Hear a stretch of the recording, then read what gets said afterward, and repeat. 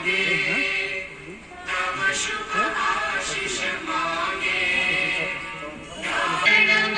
मंगलदायक जय हे भारत माता, जय हे, जय हे, जय हे, जय जय जय जय हे। नाराज साहिल की तमन्ना भी न रही है, पूछने वाले जाहिर है अंजाम हमारा क्या होगा, वाले जाहिर है अंजाम हमारा क्या होगा।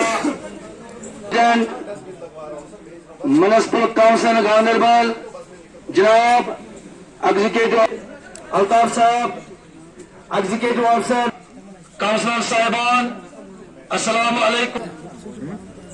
ये बड़ा खुशी ये दोस्त पे सुन।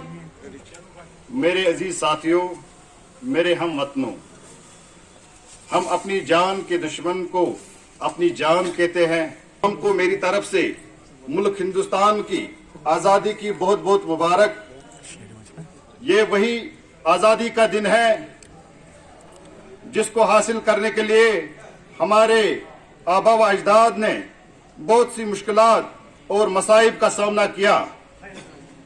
ये वही आजादी का दिन है जिसको हासिल करने के लिए हमारे महात्मा गांधी जी ने खुद को भूख से दोचार किया था। ये वही आजादी का दिन है जिसको हासिल करने के लिए इशफाकुल्लाह खान ने फांसी के कंधे को चूमा। जब भगत सिंह को फांसी के फंदे पर चढ़ाया गया था तो भगत सिंह ने अपनी जुबान से ये अल्फाज निकाले थे, अब भी जिसका खून न खुला वो खून नहीं पानी है, जो देश के काम न आए वो बेकार जवानी है। मेरे प्यारे हमवतनों, हिंदुस्तान की तारीख बोल रही है कि मुल्क हिंदुस्तान को आजाद कराने में बहुत से लोगों ने अपना अहम रोल अदा किया है।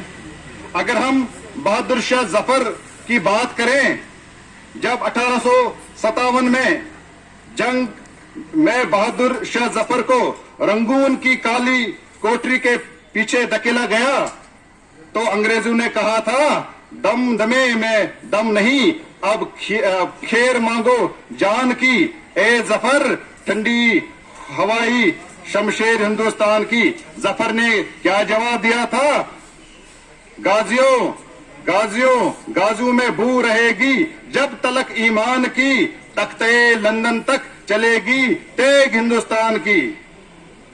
हिंदुस्तान को आजाद कराने में सिर्फ बुजुर्गों का नहीं बल्कि बच्चों से लेकर बड़ों तक एक ने अजीम रोल अदा किया है, निछावर कर रहा था। आज हर तरफ से आपको मुबारकबाद दे जा रही है। और देश हकीकत असल देशभक्ति वो है